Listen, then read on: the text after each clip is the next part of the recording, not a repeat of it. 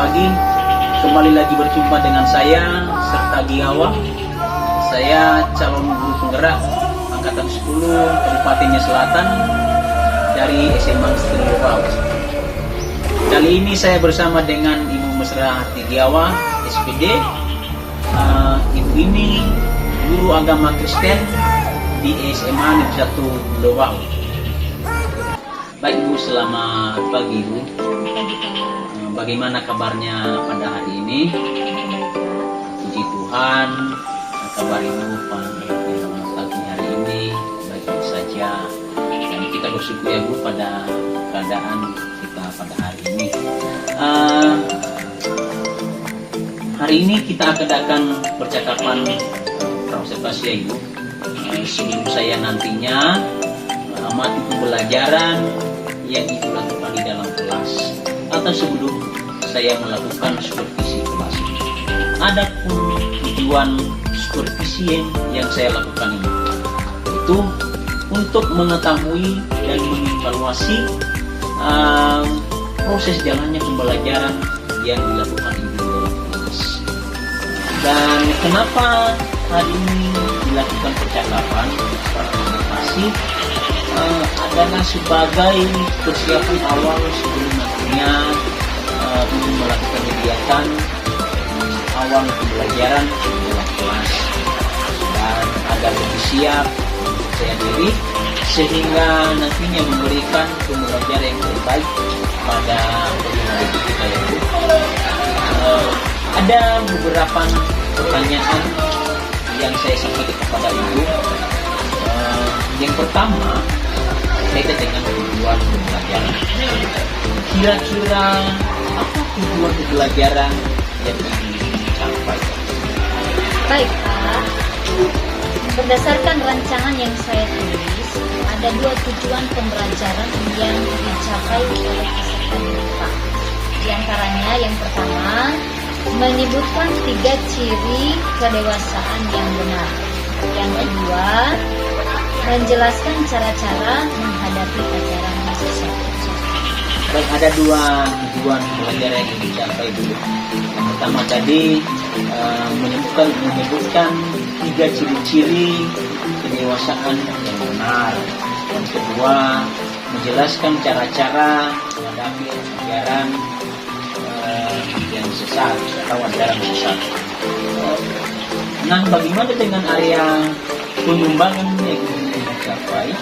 Baik Pak, untuk area pengembangan yang ingin saya capai ada 2. Yang pertama, area pengembangan pengetahuan. Yang kedua, area pengembangan. Baik Bu, saya Ibu tadi ada 2 area pengembangan yang dicapai ya. Yang pertama pengetahuan dan keterampilan. Kira-kira seperti apa itu? Baik Pak, kalau area pengembangan pengetahuan itu saya wajibkan siswa harus memahami ya cara kedewasaan yang benar. Sementara kalau di area pengembangan keterampilan itu ya siswa diwajibkan mampu mengimplementasikan ajaran yang benar dalam kehidupan sehari-hari. Baik, saya ingin mengingatkan bagaimana rancangan dan yang ingin dicapai atau terapkan di dalam kelas. Mungkin dari strategi pembelajaran, model pembelajaran, atau metode pembelajaran yang dilakukan di dalam kelas. Baik Pak, untuk strategi pembelajaran yang saya gunakan itu adalah pembelajaran berdiferensiasi ya, berdasarkan kesiapan belajar siswa yang diintegrasikan dengan pembelajaran sosial atau emosional. Ya, kemudian saya juga akan melanjutkan pembagian tugas kepada peserta didik sesuai dengan kemampuan, keterampilan, dan juga keaktifan siswa dan kelas. Dan untuk model yang saya gunakan juga, saya menggunakan model pembelajaran basic learning atau PBL. Baik, terima kasih. Otomatis Ibu menggunakan model pembelajaran problem based learning atau PBL ya. Untuk modelnya saya menggunakan diskusi kelompok, tanya jawab, juga penugasan untuk peserta. Baik Bu, jadi Rencana yang Ibu terapkan di dalam kelas menggunakan strategi pembelajaran berdiferensiasi ya Ibu, dan yang diintegrasikan dengan pembelajaran sosial dan emosional ya, dan menggunakan model pembelajaran blend based learning atau PBL, dan menggunakan juga metode tanya jawab, diskusi, dan lain-lainnya Ibu ya. Itu ya. Nah, bagaimana dengan media pembelajaran yang digunakan Ibu di dalam kelas ya Bu? Oke, baik Pak. Untuk media pembelajaran yang saya gunakan itu, saya menggunakan LKPD, saya juga menggunakan PowerPoint, dan saya juga menggunakan Infocus, dan otomatis saya menggunakan laptop. Baik, terima kasih Bu. Kira-kira kapan Ibu lakukan dan hari apa, di jam berapa Ibu masuk di dalam atau melakukan pembelajaran yang kita bincangkan pada hari ini? Baik Pak, kebetulan waktu saya ada di hari Selasa, ya di les pertama dan kedua, dan itu di PASEM Mawar. Baik Bu, hari otomatis Ibu masuk hari Selasa pada jam yang pertama 1 dan 2 ya Bu, di kelas Mawar ya Bu. Semoga pada hari itu nanti saya bisa masuk di situ dalam kelas Ibu untuk melihat dan observasi pembelajaran yang dilakukan Ibu di dalam kelas. Baik Pak. Nanti setelah kita lakukan kegiatan pra-observasi ini Bu, di dalam kelas kita dan adakan percakapan terakhir, yaitu percakapan pasca observasi nanti yang dihadiri oleh guru pengajar praktiknya Bu. Kapan nanti ada waktu beliau atau kita tentukan nantinya Bu. Belum kita akhiri, kira-kira apa yang didapat Ibu dan dari hasil percakapan kita kali ini? Oke, baik Pak. Yang saya dapatkan dari percakapan ini Pak, saya mendapatkan gambaran media apa yang saya gunakan nanti. Maka saya perlu persiapan Pak. Kira-kira itu mungkin yang saya dapatkan dari percakapan ini. Baik Bu, terima kasih. Terima kasih waktunya Pak berbincang pada hari ini. Saya sangat senang hati pada jawaban-jawaban yang disampaikan Ibu pada percakapan pra-observasi ini. Sampai ketemu pada observasi dalam kelas dan pasca observasi ke depannya Bu. Sampai ketemu kembali nanti. Demikian percakapan kami pada pra-observasi ini bersama dengan Ibu Mesra Tigawa. Sampai ketemu pada observasi dalam kelas dan pasca observasi yang dilakukan pada waktu yang akan mendatang. Terima kasih. Yaum.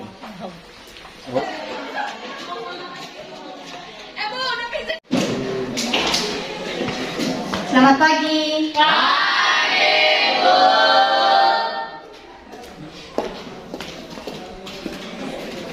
Oke, baik anak-anak, sebelum kita memulai proses belajar mengajar kita hari ini, ya kita berdoa dulu yang dipimpin oleh anak kami sholat.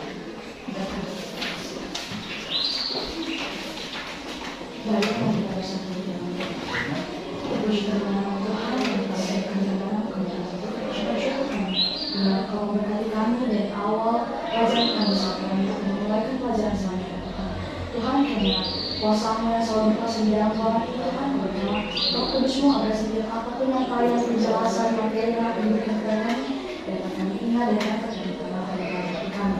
Kau berkati juga berkati kepada guru kami yang mengajarkan kami dan mereka bisa mengajarkan kami pelajaran yang benar. Mudah-mudahan apa yang sesingkat-singkatnya Tuhan kami sampaikan di dalam Yesus Kristus yang kami berdoa. Terima kasih sholat. Baik, sebelum kita masuk kepada materi kita, Ibu mau bertanya dulu, siapa saja yang tidak hadir hari ini? Hadir semua. Baik, bagus ya, semuanya hadir hari ini ya. Oke, baik, sebelum kita masuk ke materi kita, Ibu mau review dulu pembelajaran minggu kemarin. Siapa yang masih ingat? Ada yang masih ingat pembelajaran kita minggu kemarin? Ada? Tentang apa?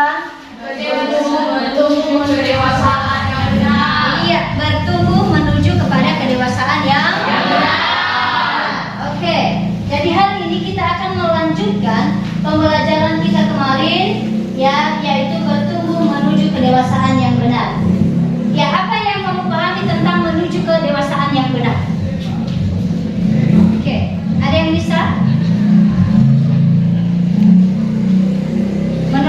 kedewasaan yang benar itu seperti apa? Jika punya kesabaran. Oke, 1, memiliki kesabaran, Memiliki kematangan pribadi. memiliki kematangan pribadi, Menjadi orang yang mandiri. menjadi orang yang mandiri, Bisa mengendalikan emosi. Mampu. percaya diri, mengendalikan emosi, Mampu mengambil keputusan sendiri. iya, mampu mengambil keputusan. Iya, itu adalah pribadi-pribadi yang sudah menuju kepada kedewasaan yang benar. Oke, mantap. Jadi kemarin kita sudah sampai selesaikan materi ini, kita akan lanjutkan.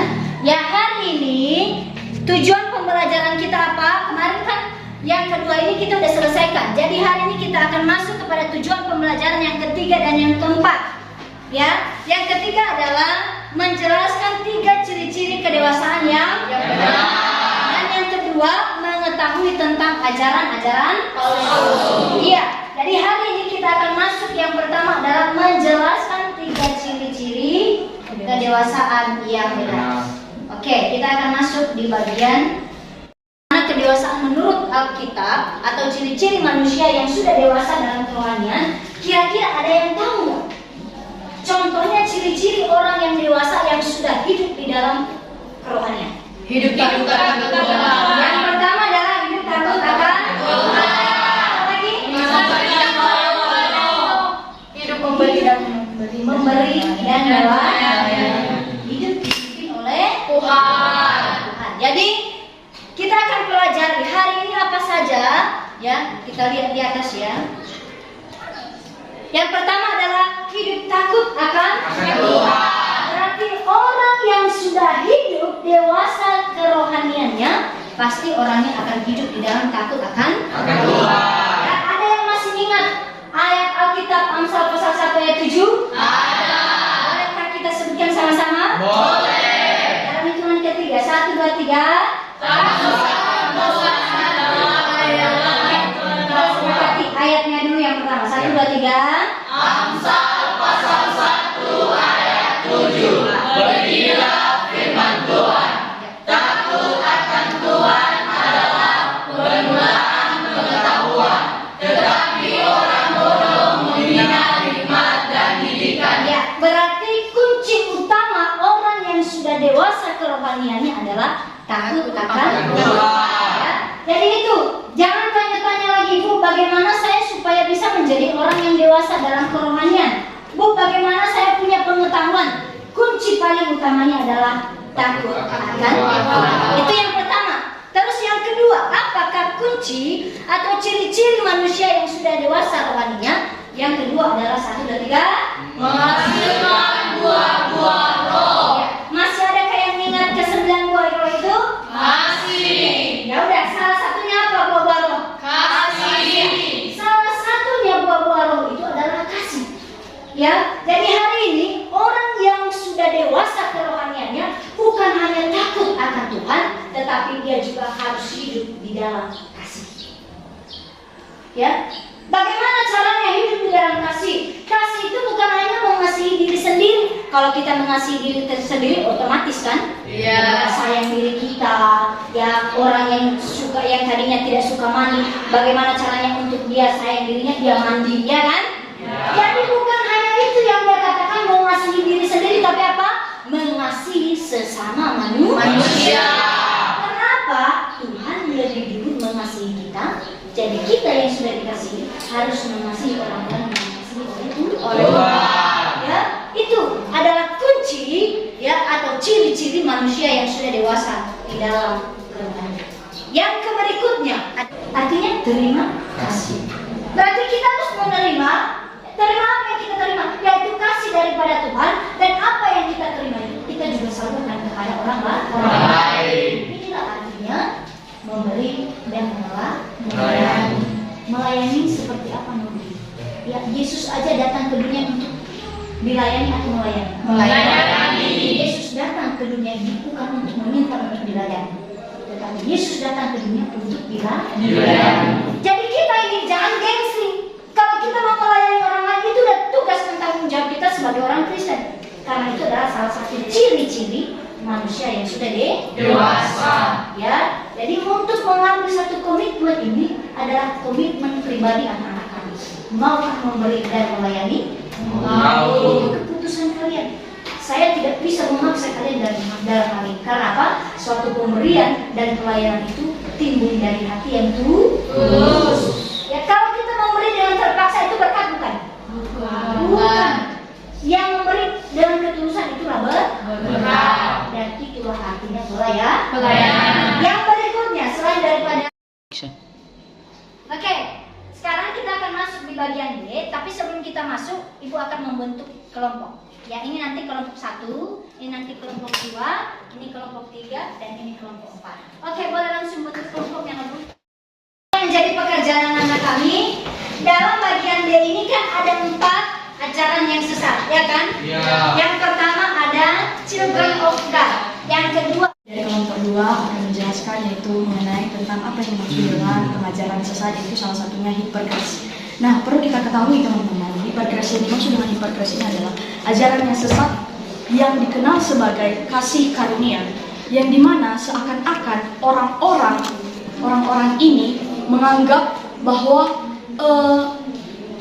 untuk apa lagi misalnya, untuk apa lagi kita pergi ke gereja?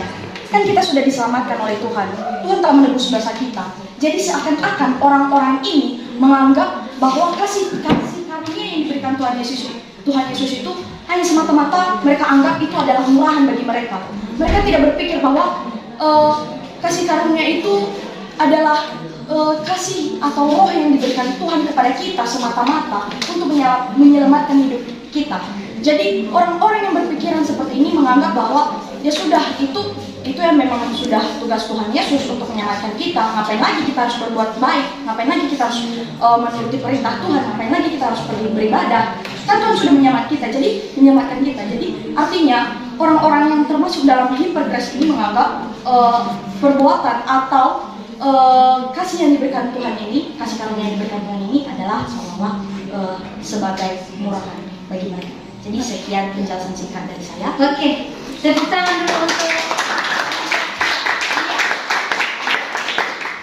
Terima kasih kesempatan yang telah diberikan kepada kami untuk menjelaskan tentang The Family Internasional. Nah, di mana di sini mengajarkan ajaran-ajaran sesat yang disebarkan oleh seorang Moses Davis, yang dimana dia telah membuat pengajaran palsu.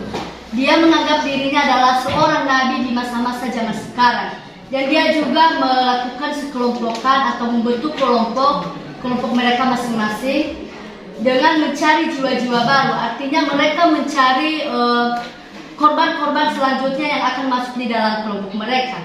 Nah, mereka ini juga menciptakan sebuah Alkitab yang lain dengan Alkitab yang biasanya kita pakai. Mereka menciptakan dengan nama Mole Leaders. Artinya adalah mengambil Alkitab baru yang tidak sesuai dengan Injil Firman Allah. Nah, kemudian pada akhir tahun 1972 mereka sudah menyebarkan sekitar 42 juta lembar traktat yang isinya kebanyakan tentang keselamatan Allah dan kehancuran Amerika. Jadi mereka ini lebih berpedoman kepada Moses David ini bahwa dia adalah Nabi Allah dan tahu tentang semua akhir zaman. Dia menceritakan di situ adalah kehancuran Amerika Serikat lah atau kehancuran bumi. Kemudian juga mereka melakukan hal kekejian yang tidak seharusnya dilakukan oleh manusia seharusnya, yang dimana mereka dengan seenaknya melakukan seks untuk mengambil korban-korban selanjutnya agar bisa masuk di dalam kelompok mereka.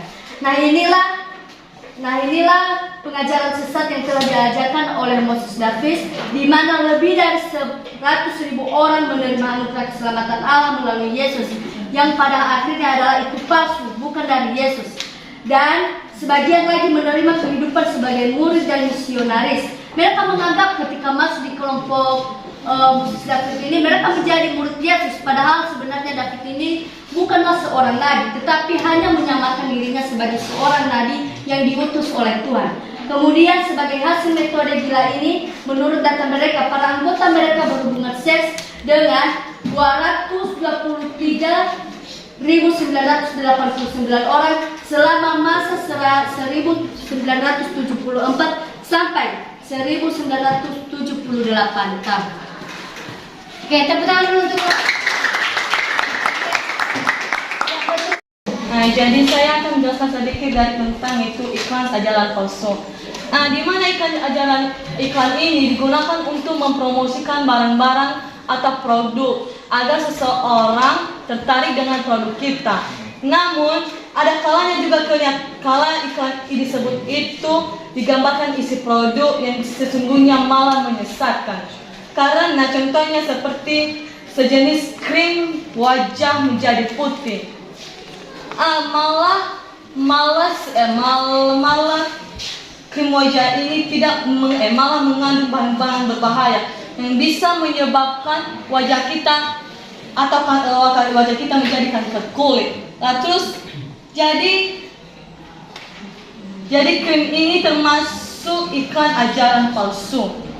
Terima kasih. Oke, berikan. Baik, kesimpulan saya tentang pelajarannya itu kedewasaan yang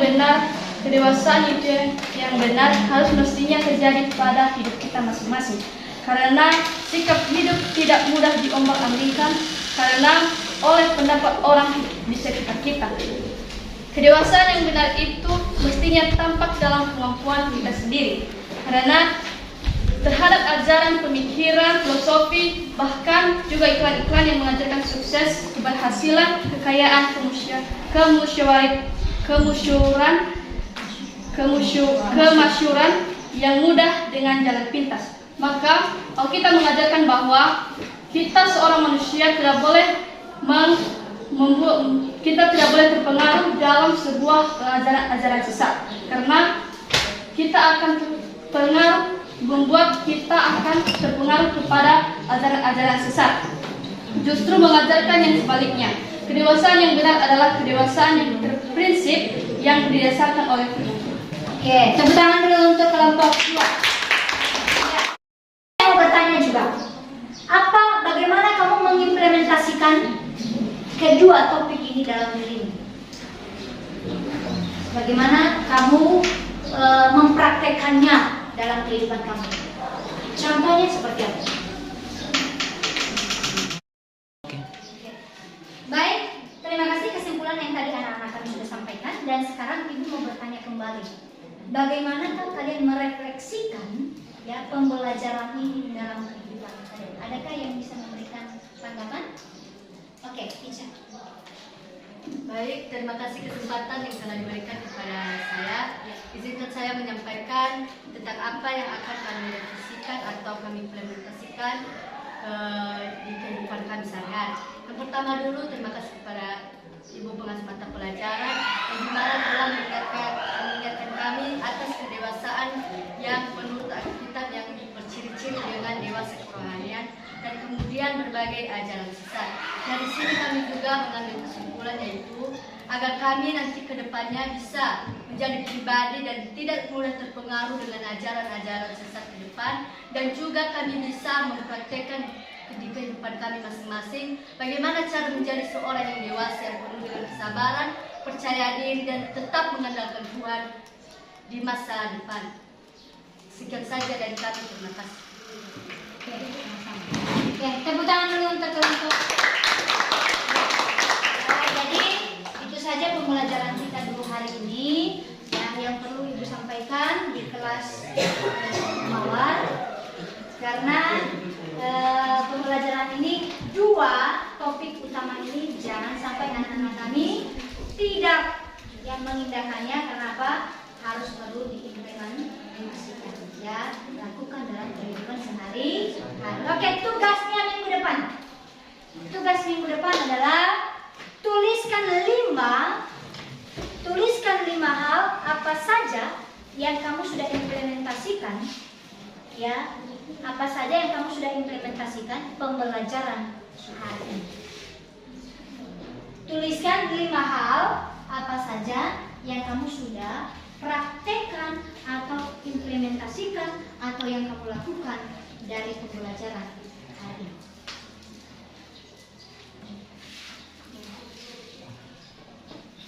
Oke, itu tugas ya. Minggu depan Ibu periksa. Oke, baik. Itu saja dulu. Sekarang sebelum kita mengakhiri pembelajaran ini, Ibu mau kembali kembali untuk absen dulu. Mari kita ke dalam doa. Tuhan Allah kami ke dalam segala. Amin.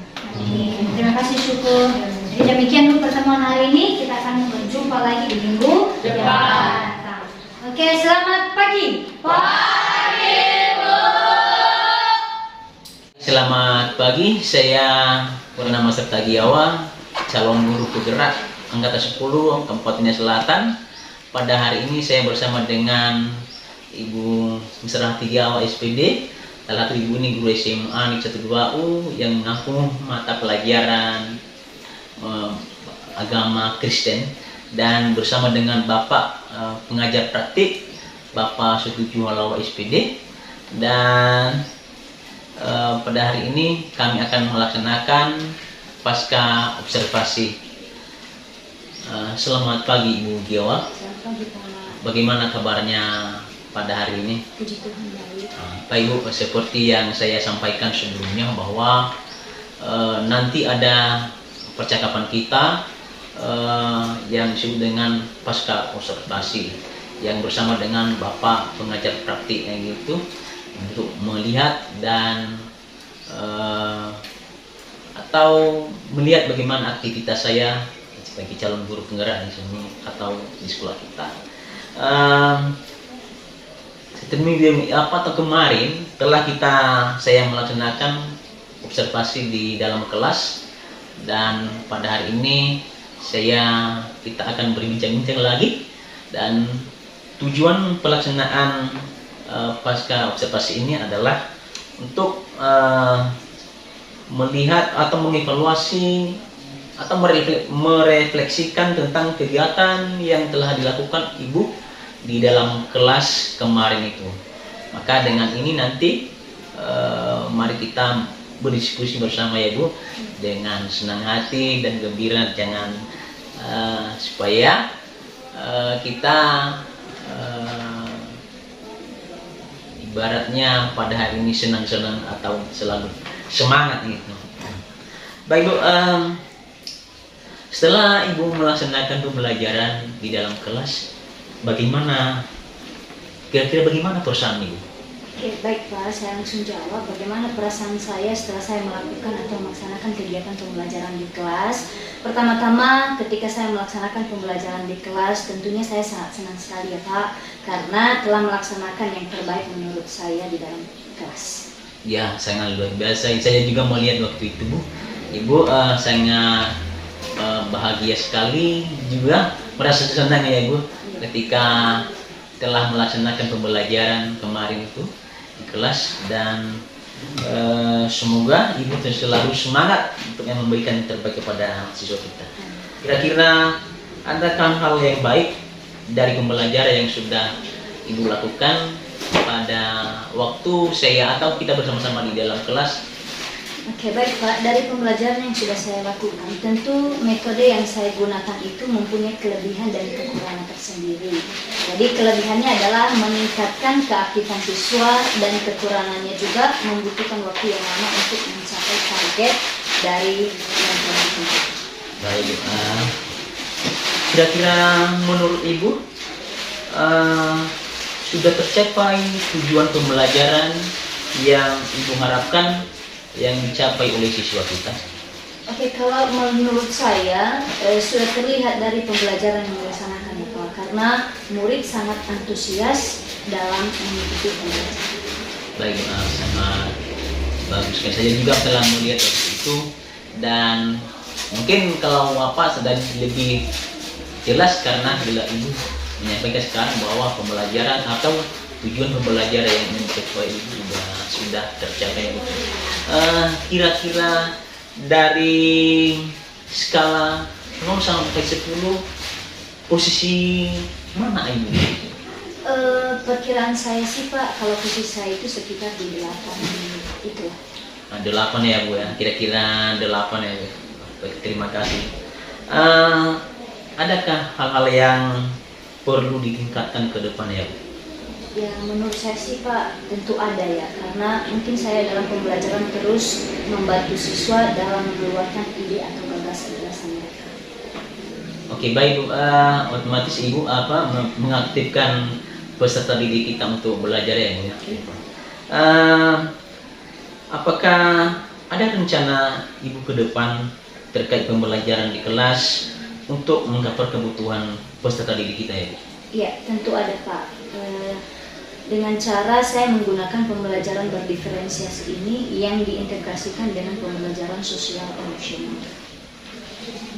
Baik Bu, itu sangat bagus dan itu rencana Ibu itu sangat bagus. Kenapa? Karena pembelajaran yang dilaksanakan Ibu dengan menerapkan pembelajaran yang berdiferensiasi yang diintegrasikan dengan pembelajaran sosial emosional sangat bagus itu Bu. Kenapa? Karena kita mendapatkan kebutuhan pelajar atau belajar peserta didik kita sehingga peserta didik kita semangat untuk belajar. Otomatis sebelum Ibu melaksanakan hal demikian, maka otomatis Ibu perlu persiapan. Apa persiapan itu? Pertama itu membuat yang namanya modul ajarnya kan Bu, dan kedua membuat KPD dan memilih metode dan model pembelajaran yang sesuai dengan materi yang diajarkan Ibu ya. Dan nanti ketika Ibu melaksanakan, semoga Ibu nanti semangat untuk memberikan yang terbaik kepada peserta didik kita ya Bu. Selanjutnya Ibu, kira-kira apa kira-kira komitmen Ibu terhadap pembelajaran di kelas ada ya Bu? Iya, tentu ada ya Pak, karena komitmen saya itu dalam mengajar siswa, mungkin dalam pembelajaran yang dilakukan dengan pembelajaran berdiferensiasi itu yang diintegrasikan dengan pembelajaran sosial emosional. Ya, saya harapkan anak memiliki karakter yang baik dan bisa memahami materi yang disampaikan oleh guru.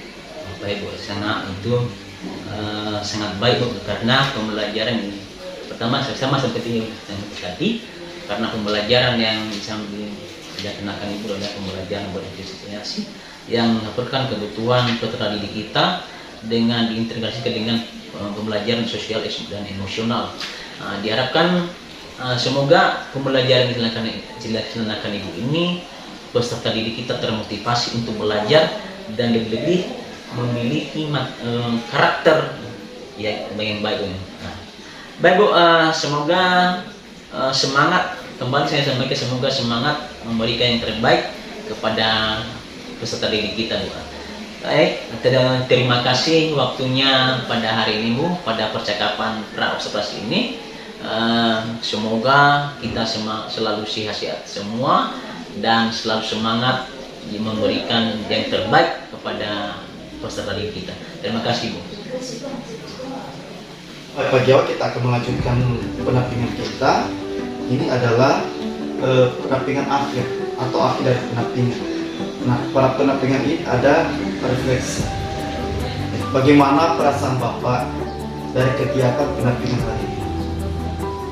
Baik Pak, pertama perasaan saya sangat senang dan bahagia. Kenapa? Karena telah melaksanakan yang namanya pasca observasi yang saya lakukan dengan tadi kepada Ibu Masyarakat Jawa, di mana telah saya mengajukan suatu pertanyaan atau melaksanakan coaching kepada ibu tersebut dengan melaksanakan coaching ini sesuai dengan alur tirta menurut saya ini Pak. Dan kedua, perasaan saya senang juga. Kenapa? Karena ibu itu juga memberikan waktunya untuk melaksanakan pasca observasi ini, dan begitu pula semakin bertambah juga pengalaman saya memberikan suatu pertanyaan yang bobot pada yang saya lakukan coaching Mbak. Itulah menurut saya perasaan saya yang senang pada hari ini ketika kita bersama-sama berbincang-bincang di tempat ini. Terima kasih. Tadi terlihat ya Pak sudah melakukan coaching dan itu sangat luar biasa. Terima kasih Bapak sudah melakukan observasi baik dari pra, observasi yang ikhlas maupun hari ini Pasca luar biasa, dan ini perlu kita kembangkan, bahkan bila perlu dikembangkan terus menerus Iya. secara konsisten. Iya. Baik, namanya juga awal-awal pasti Iya. banyak kelemahan-kelemahan. Pasti ada kelemahan. Iya, perlu kita evaluasi. Inilah pengembangan diri yang diharapkan. Baik Bapak, nanti ini diingatkan kita untuk menyebarkan, mengumpulkan dan mengikut survei tentang kompetensi guru penggerak. Ini nanti dilakukan sebelum pendampingan utama. Iya. Bapak juga nanti akan mengisi penilaian diri atau self evaluasi. Kemudian kita juga diingatkan untuk melakukan diskusi terkait pemetaan aset. Ini sebelum pendampingan individu karena dilakukan. Jadi kegiatan ini sudah dilakukan. Nah, poin-poin yang Bapak lakukan ketika Bapak melakukan diskusi terkait pemetaan aset, yaitu pertama Pak akan menentukan jadwal. Bapak dulu akan berdiskusi dengan pimpinan sekolah Bapak. Tentunya untuk melakukan diskusi kan Bapak kan membuat jadwal, mencocokkan jadwal dengan pimpinan sekolah. Iya.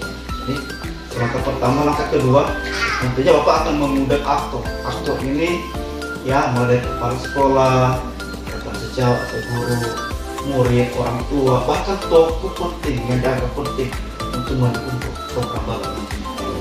Kemudian Bapak akan membuat notulen diskusi, kemudian mengambil foto kegiatan, lalu nanti mengumpulkan hasil pemetaan tersebut. Ya. Dapat, terima kasih. Nanti kita nanti hal ini nanti kita akan laksanakan atau saya laksanakan di sekolah kami di sana. Terima kasih saran dan masukan yang disampaikan Bapak tentang hal-hal yang tadi. Semoga ini menjadi acuan kepada saya untuk bergerak untuk memetakan aset sekolah kami khususnya sekolah. Semoga saja Bapak bisa berhasil karena ini akan dijadikan bahan untuk pendampingan individu ke-5. Baik Bapak, demikian kegiatan pendampingan individu ke-5 kelar ini, dan terima kasih buat waktu.